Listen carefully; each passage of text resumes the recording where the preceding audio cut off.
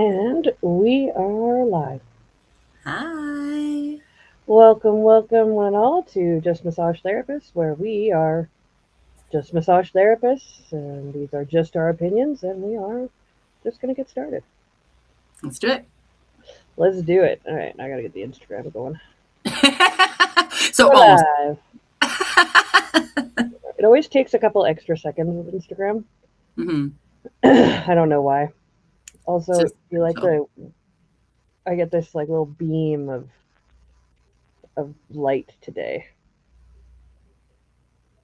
and I can't like close it anymore because we got the wonderful little dragon, and she needs the sunlight, so we keep the sunlight open. I'm going, oh my god, I'm just going to be bathed in light today. There you go. There are worse things. There are worse things I could be than bathed in a stream of light with You you. too. Jeesh. So my beardy is absolutely adorable, and I love her, and she's just hanging out on her little basking spot. She likes to sleep on the cold end, on the end of a stick. Like I'm talking, the stick is like this, and she is right here, That's cute. right here. She like almost hangs her head over this. It's so freaking cute. So yeah, she is now finally on her basking spot, getting warm enough so she can eat and digest food. That's not what we're talking about today, by the way. Oh, it's funny. This is going to be so distracting, and I should have thought about that when I sat here. It's fine. It'll be fine. Yeah, we got a whole new desk. We got like everything is set up. It's really pretty. She's got like this massive tank now. It's only a 45 gallon right now. Eventually, we'll go to the 120 gallon, but it's still kind of massive and beautiful. I love it. Yeah, it's pretty. I know what my 75-gallon tank looks like. So, When she gets bigger, we had her just in the little 20 gallon for the first like month and a bit, right? Just as she was getting comfortable with us and being here and whatnot, with a couple of good hides. And now she's got the bigger tank with a bunch of hides. She doesn't hide. We made sure to get her like the cork rounds and some grapevine, um, like half round. That had like she's got so many hides. The only place she hides is right beside her basking area where we put the extra little pieces of cork rounds that we couldn't use. She'll just get inside of there and look out. oh, that's cute. It's so funny. Have you got your axolotl yet? We actually opted against an axolotl Oh, tell me why. because we learned that they are like a 2-year-old. If it fits in the mouth, it goes in the mouth. So they cannot be with fish. Anything that'll fit in their mouth, they cannot have. So that's gravel, that's certain plants, that's anything. And they're prone to choking hazards, and there's no vets here for them. Mm, And they also require a 25% water change every week and a chiller. So and they need a that's a minimum lot. of a 50-gallon tank, and that's a lot. 25%, a 50-gallon tank every week is a lot. That's a And lot. it's a lot of maintenance. And so we actually had a real chat about it. And we're going to get a shark instead. So we have angelfish in there right now. And we have guppies breeding like crazy. We have shrimp breeding. So we are going to have our own little ecosystem. My boy's like, we're not going to name the guppies because they're food. So He's a that's, smart boy. yeah. So the guppies do not have names. The angelfish are all named after Jurassic Park dinosaurs. We have an Indo because he's black. We have a Endo because he's white. And then we have a Spino because he's cool. Because he's cool. Yep, I Yeah. like that. It's a good enough answer. You know what you should do when you get your shark? You should do what I did with her and create a TikTok page and just upload visuals and pictures and stuff. You have no idea how many fish talk, dragon talk, snake talk. Like there's so much of it. Yeah. Well, Oh my god, it's crazy. he does want to get a page, social media somewhere. So I was actually kind of thinking that we just keep forgetting to record him while he's putting in the new additions. And our light actually, well, the person I was talking to said it's not the light because the light should last for like 40 years, like 30 to 40 years because it's like a $300 unit. So he said it shouldn't be dead. It's only a 10-year light. So it's probably the power bar or the power thing, the power box. Oh, So, but it's a weird one. So I have to go find it and then we can continue to add to the tank. Right now it's just there. got it. Yeah. That's so funny. But yeah. Oh, But we're going to get an well, aquatic frog upstairs. Yeah. ooh, I'm excited for that. my gosh. I don't know how the heck I moved into loving reptiles so much. And I mean, the fish stuff, you and my friend Kelsey, you guys are to blame for me falling in love with fish.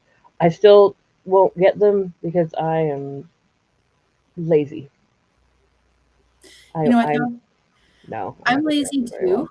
It's just a matter of getting it going and taking your time with it. Like I always start with snails and plants and then add the fish. And then at that point, it's an ecosystem that takes care of itself. Change the water every so True. often, add water in. You know what I love about this wonderful dragon and the substrate that we've got in there? All I They have to do is pick the stuff and then every 6 to 12 months do a changeover. winning. It's so easy. She's so easy. I love it. But that is not what we're here about. I hope you guys enjoyed our little normal chat. Um, God, I love that mug. Me too. Makes me so It's happy. my I have a mug. shirt that matches.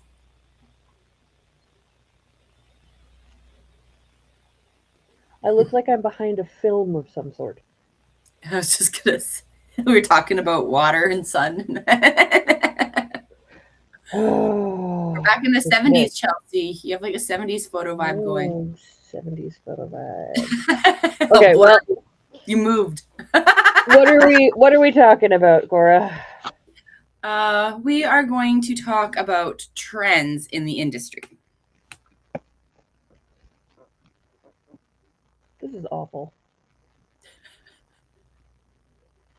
Trends in the industry. I'm going to let you get started with that. I am going to fix this while you are talking. Tell Okay. me about the trends that you love and the trends that you hate. Well, I feel like I can't really say I hate any specific trend. It's just more if I agree with it or not. I know there's like a lot of cycling. I know like last year TMJ was huge. And I was really excited about that, actually. All the TMJ stuff coming out, the TMJ specialty techniques coming out. The one thing that watching some of the trends that come out on, or the videos that were out on the Instagram, I kind of feel like maybe they were a bit too aggressive though. Like I was watching them and it's like, yeah, you have to kind of be aware of that parotid gland here. And they weren't really, they're just coming in, stripping that masseter, which is good, but you still got to be aware of it. Right. And I think that with these trends, it's just awareness and education that comes into it because they're not necessarily full on bad, but I feel like some of them are can be misleading too. Like the sculpting massage. There's, yeah, okay. Yeah. I don't see how that would be. I don't see how it works long term. It wouldn't be a long term fix. So you're spending that money for something that's maybe going to last for a week, and then I don't. You don't really know how it's overloading the other systems either, right? Like with the lymphatic one, all the videos that I saw on that, they were bringing all the lymphatic fluid to the abdomen and then just kind of like pushing it out through the thoracic duct, which, okay. But again, how is that affecting the lymphatic system long term? And is it damaging anything? Like, these are things that, yeah, okay, you can see the difference, you can measure the difference, but what are the long-term effects and how long is it actually lasting for? Mm-hmm. Because those specialty treatments like that, they're significantly more than a regular massage. And it's one of Money those, wise. yeah, money wise. And it's one of those, are you actually getting the same benefits, or is it that quick fix where you're just throwing money at something? Yeah. Like, that's, and with that, with the lymphatic, with that kind of treatment too, I don't really understand how it really works necessarily. I just see the videos and how it's done. But it doesn't look right to me. Yeah. Well, one of our good friends, Elena, who is, in my estimation, the lymphatic queen, Yeah, I uh, agree with her. she's friggin' amazing. I know her take on that is like, really, guys? Like, no. Like, her take is no. Her take is very much like, I know what lymphatics can do, and I know what they can't do, and they can't sculpt your body. Yeah. I think about I love the discussion about lymphatics because the lymphatic system only takes up 10%. It only ever takes up 10% of any of the water that is released between your arteries and your like arterioles and venules, I mean. Mm-hmm. It's only ever a certain amount and 10% of the normal, not 10% of anything extra. Right? So to do a lymphatic massage that is body sculpting, I don't know. I don't know Will either. you feel better because your lymphatics are not bogged down because you're actually moving more fluid around? Probably. Will it actually sculpt your body? Probably not. Well, it's just getting rid of the extra water, right? Or that extra interstitial fluid, essentially. Like, Hmm. that's what it's working with. So That's what it's trying to do. yeah. So with that too, it's one of those, like, are you actually going to maintain that though? No. Because if you are become dehydrated tomorrow, you're gonna be right back where you started. Hmm. So really, Yep. If you decide to, just sit at your desk job and then go home and sit at your chair and then go to bed and then get up and go sit at your desk job and go sit in your chair and go to bed for another week, guess what? Everything's going to pool exactly where it pooled before. that's just it, right? And then, like, even with some of the videos that I've watched, like, it's painful. Like, you can see they're like, ah, like you can hear them Yeah. when they're like doing that final push, and it's like, that's not And good. That shouldn't. I don't think that that's a good thing, personally, especially in the abdominal cavity like that. especially in the adult, like the cisterna chili, It's that just a poor little. thing. It's just tiny. It's just tiny.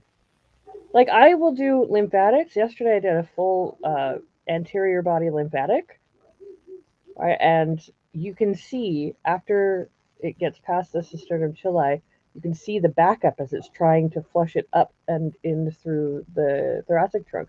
You can literally see it right where the xiphoid process is. Mm-hmm. Right? It bulges just a tiny little bit. Can you imagine? Like no, And then just the forces those coming through. vessels are not that big. No, and like, and it's literally like a, like, have you seen the videos? No. Oh yeah, it's like a big pot, like a bulge of the lymphatic fluid, and then they just, and then it's just gone. But it's a pain. It does not look good. It looks Yeah, I very don't. painful, very uncomfortable. Yeah, I'll go watch some videos on that. I don't know. Yeah, It bothers me. me too. I love how Elena is always like weight loss lymphatics. She always says she's like weight loss lymphatics. I love her Well, so much. And with that too, right? Like that's something that is a personal life uh, style. That's a lifestyle change. That's Hmm. not a quick fix. It can't be a quick fix. Nope. Nope. My girl came to me yesterday. We've been working on things for a while, and she was like, I feel really bloaty all the time, really puffy in the face, and so I was like, okay, well, let's do some lymphatics. Let's find out if you've actually got things going on.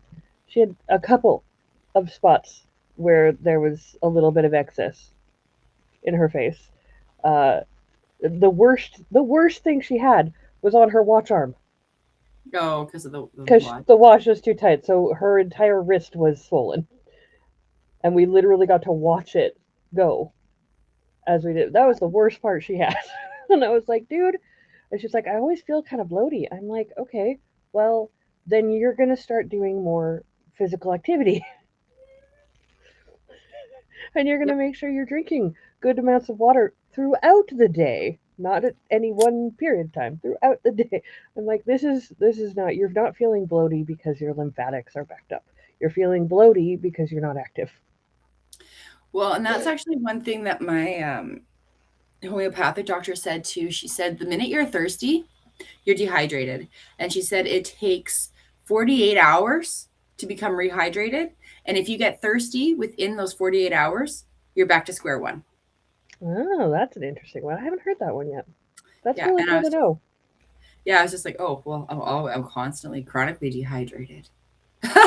Like, but that's a thing that she said your body, it needs that hydration. And as soon as you're thirsty, you're dehydrated. Your body shouldn't have to send the signal that it's thirsty. Hmm. That's actually really fantastic to hear. I love that.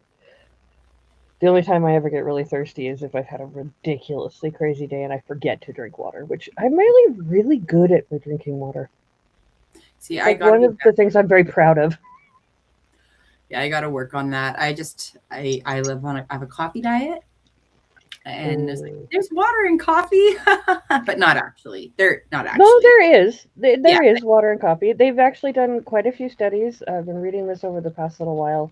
That anything that has water in it, even if it has a bunch of other stuff in it, you're still getting that water.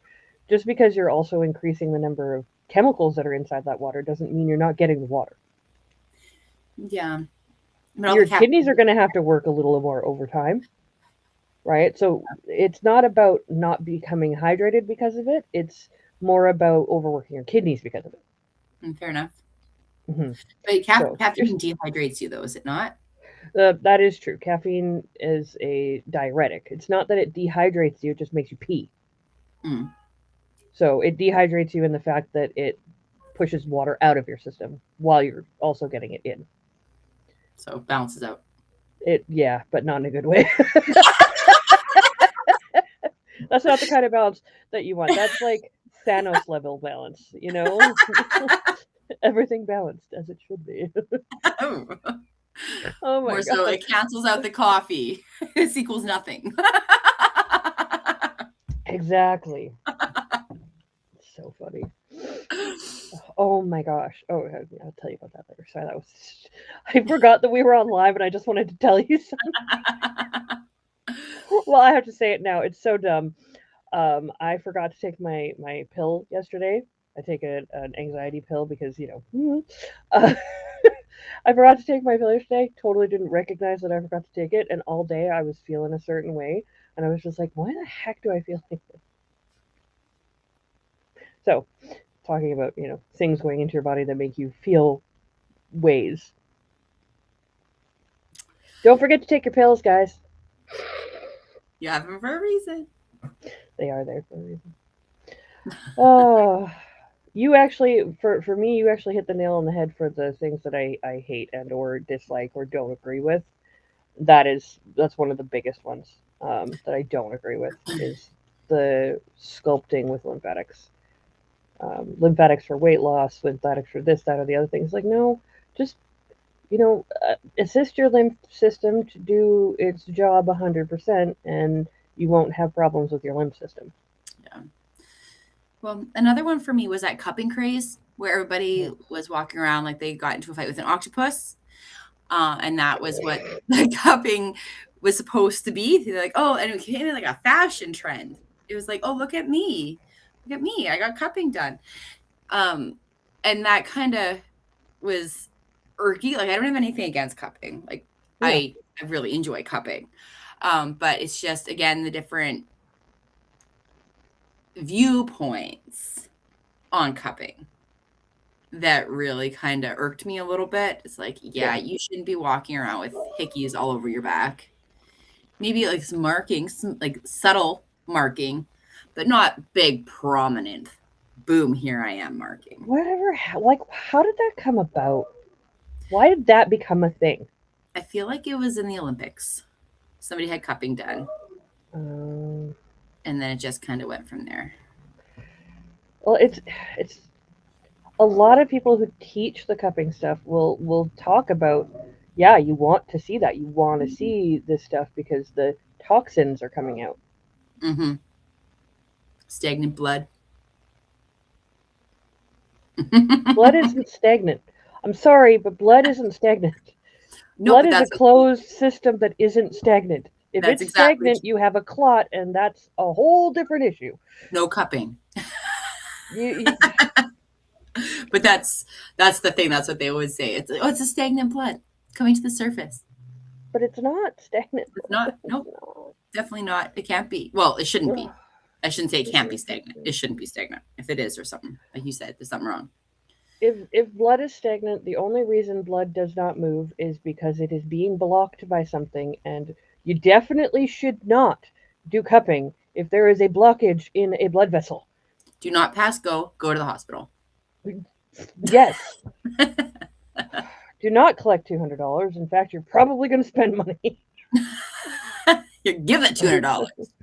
Yeah. Oh my gosh. It's just then the rhetoric with toxins and oh my god, I just if you want to hear that rant, that was a few episodes ago. And so was the cupping one too. Like we were talking about Yeah. cupping, like last year, I think we were talking about cupping, where that marking is actually broken blood vessels. Hmm. So And it is, yeah. So it is blood, but it's broken blood vessels. it's So literally you're breaking capillaries, arterioles, and venules. I'm sorry, but our arteries and veins are far too strong to break by mhm, suction. Like they're far too strong. So it's mostly capillaries that are breaking close to the surface. right. Maybe some of the arterioles and venules on either side, but our body is made to heal those fast, and they don't generally leave a lot of scar tissue behind. And we know this through research and through like peer reviewed information. It doesn't leave a lot of scar tissue behind, but it does leave mild scar tissue in the surrounding area because the blood vessels themselves, they're kind of like our skin on the inside, not as dry, obviously, but they can regenerate. The walls of our blood vessels can regenerate perfectly fine. So one time of that happening, don't see an issue with it. One time every week for a year, or every month for a year, and now you're compounding possible scar tissue on top of scar tissue, and your body may just one day not heal those blood vessels. And we don't know. That's the scary part to me. We don't know because there has not been research on that. Yeah, yeah, that's a I thing. love cupping. I Me too. love cupping. I hate breaking blood vessels. Yeah, there's actually quite a few modal. Well, not quite a few, but there's a bit of there's a few modalities that do work on that principle. Like Graston is another one. I like Graston. As Do long you? as it's not, yeah, it's the same thing as cupping for me. Oh, see, I like I I love the Graston technique as long as you don't overdo it. see everything I've seen. Everybody I've seen that has Graston looks brutal. Bruised.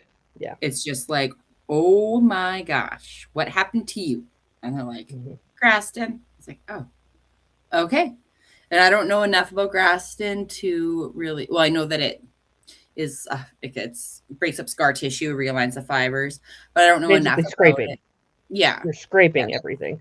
That's the word I was looking for. Thank you. You're welcome. But I don't know enough about it as far as like education goes to really make a real opinion on that. I just know I don't like how it looks.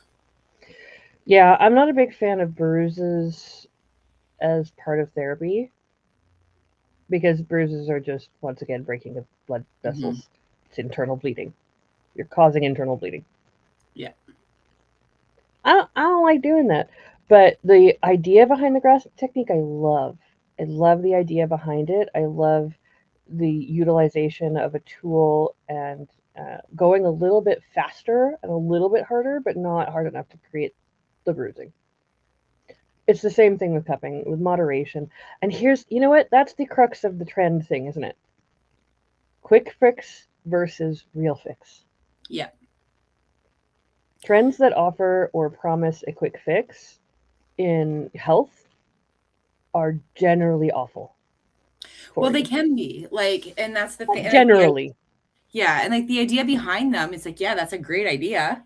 I like your principle. Like I like what you're trying to reach, your goal setting, but at the same time, it's like it's not quick. We are not quick. No, our We bodies do need not heal quickly. we don't even adjust quickly. Like that's the thing, right? We like our safe zone, and it takes time to create a new one. Mm-hmm. So it's that nudging, and that's why healing is always one step forward, two steps back, because there's always chaos with change. And any manual therapy, any type of therapy is going to create change. So you might feel setback, but really you're creating your new normal. So it's chaos, Yep. just like starting a new job. It's not a setback, it's chaos, It's just, temporary chaos. yeah. Yeah. So like another big one that I have actually, well, is like again, I don't have anything against rapid in itself. Yeah, it's an interesting technique. I don't know enough about it. It's I just don't like how aggressive it is too, right? Because it triggers the inflammatory process, which is necessary for healing. Again, triggers that inflammatory process, allows all the good things to come in, heal the area. In doing so, it also supports immunity, it supports the tissue health. But again, it comes to that moderation. You can't, it's because it is a very aggressive technique, it is a very specific technique. So if you are not aware and knowledgeable and know where your muscles and ligaments live, Mm-hmm. it could be a very dangerous situation. So that's a big thing with those trends too. You got to make sure that you at least understand what's Yeah. happening and know how to be specific, because all of those are very specific things. Like Graston would be very specific too. You have to make sure you're scraping the right area, not just, Yeah. ooh, here we go. Oh, that's the ulnar nerve. I'm sorry. Like, you got to make sure you're Ugh, oh my God, scraping the ulnar nerve or any nerve, but any ugh. nerve. Like, you got to make sure you know where you are. Yeah. And I think that really when it comes to those very specific techniques like that, or even those more aggressive ones, I feel like that's the key point, is that education in the therapist, and the therapist must know their anatomy. Oh my They God, should that is anyways. But okay. Living in the States now, where the highest level of education is like where I am is 800 hours before they can start just treating out in the world. There are a couple of places in the States that are 1,000 hours, but the highest level of education here uh, in California, I believe, is 800, maybe 850 hours. I'm like, how do you even know all of your, do you know any of your ligaments? Do you know where any of your nerves are? And I had a client who is also an NKT, so a neuro kinesthetic therapist, and she basically didn't know any of her muscles until she took that course. Like she knew the big ones. She knew the quads. She knew the hams. She knew the glutes, but she didn't know. And like, think about Graston. It gets used here. If you don't know these guys, oh, I feel so bad for people. Well, and even the hamstrings, right? The sciatic nerve lives right there. If you're scraping those hamstrings and you don't know the pathway, you don't know where they're running, Mm-hmm. the popliteal fossa is unprotected. So is that peroneal nerve. Oh my Like, God! Right around the head of the fibula. like that's a thing too. Like you got to be aware. And then that tibialis anterior too, that peroneal nerve's right in there too. Tibialis anterior isn't thick. No, it's tiny. Or sorry, not just jokes, not the peroneal nerve, the tibial nerve for tibialis No, no, anterior. no. You were right. Is that right? Oh, Yeah, what was I second guessing myself? tibial nerve is tib Oh, post. right. It's a deep peroneal nerve. It is a deep peroneal nerve. Yeah. Yep. No, you're Yep. right. I second You guessed gotta stop myself. I was second like, guessing yourself, dude. I was like really early. It's really early in the morning It is here. really early in the morning. I was just like, but yeah, no, tibialis anterior, he's a very thin muscle. Yeah. And you got to make And sure like you know what you want deep to. tibial nerve runs just under it and beside the digitorums. Mm-hmm. The digitorum and hallucis. So yeah, and a lot of you probably heard that and went, no idea what that means, which makes me sad. Oh man. So right through here, he exits. Oh, He I wraps forgot you have. around and comes like this. And that's where this is the head of the fibula. So it's coming down like that. The tibial nerve is coming down this way. And then that peroneal nerve wraps around here. And then it's like yeah, splits off into the two. Oh, that's crazy stuff. Yeah, I Crazy love these. stuff, I've been man. using them so much. They make me so Good. happy. Man, Even you've been doing so much more tutoring than me this month. it's so good. I don't think I've done. I think I've done one tutoring session this whole month, and you have just been off on it, man. It's amazing. Like even my gimped scapula. I've been using every single one of these joint models. I'm so glad. Oh, yeah. That's awesome. But this actually, we made a big stink about it in one of our videos. But almost every single anatomy diagram that I have seen or model that I've seen has a clavicle like this. Like the expensive ones, you can bring it back. You can put it where you need it to go. Yeah. But they're all positioned like this, even the ones in the physio clinics. That's so funny. I think probably like if you think about the way that it's sitting, you'd have to have something to hold it back. Possibly, yeah. Or they might even open it up so we can see the ligaments better. Like that could be your underlying. But this guy is not even right though. He should be over here. Like this is not correct. Funny. Just say it's part of the capsule. Okay. Well, I make fun of it. Ooh, how about next when we talk about our favorite joints? Ooh, we can do that. I love it. Or our least favorite joints. That too. Oh, little girl has gotten into her food bowl. She's hungry. Winning. I should probably go feed her and get ready for work. All right. Well, thanks for joining us today. Yeah, we had so much fun hanging out. If you're watching this later on, please leave us a comment, like, share, subscribe, all that fun stuff. Actually, before we go, I do just want to let you know that just put a reminder out there that the schedule is up for in-person courses. We have an essential oils course every month. We have an anatomy webinar every month. And we have, on average, a in-person course held in Saskatoon at Axiom Career College every second month. Mm-hmm. So please do head over to the website, check out the calendar, and see if anything piques your interest. If you are interested in joining us for some courses, we would absolutely love to see you. That we would. The end of this month here is actually adhesive capsulitis. And then the webinar this month is the TMJ. Yep. And the last Tuesday of every month, I'm doing essential oil blending. If anybody wants to join essential oil It blending, I smells. really, really want people to get into it.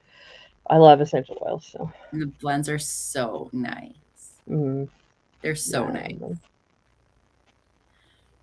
Yeah. So there we go. Yeah, you can see the stuff up on the website. They're on uh, the screen here, the cnclh.com, or you can look at our stuff on Instagram and Facebook as well. I think we're on TikTok as well. Same thing, CNC Learning Hub. Oh, and also, sorry, I've also had a lot of interest in questions regarding the cupping course. Mm. We had originally planned to do it last month, but we didn't have the signups necessary to run the course.